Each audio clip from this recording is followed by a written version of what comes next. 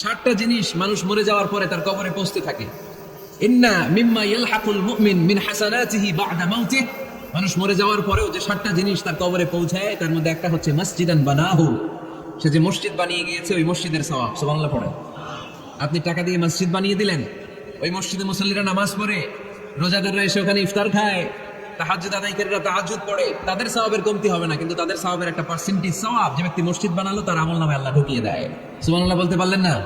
হে নামাজি আমার ঘরে নামাজ পড়ো আজ, দিল মে তোমার চরণ তলে হৃদয় যায় নামাজ। হে নামাজি আমার ঘরে নামাজ পড়ো আজ, দিল মে তোমার চরণ তলে হৃদয় যায় নামাজ। পড়েন আল্লাহু আকবার। কি সুন্দর লিখেছেন কাজী নজরুল ইসলাম। কাজী নজরুল ইসলাম খুব সুন্দর করে বলেছেন, মসজিদেরই পাশে আমায় কবর দিও ভাই, ঠিক কিনা? মসজিদেরই পাশে আমায় কবর দিও ভাই, যেন গোরে হতে মুয়াজ্জিনের আযান শুনতে পাই। আমার গোরের পাশে দিয়ে ভাই নামাজিরা যাবে,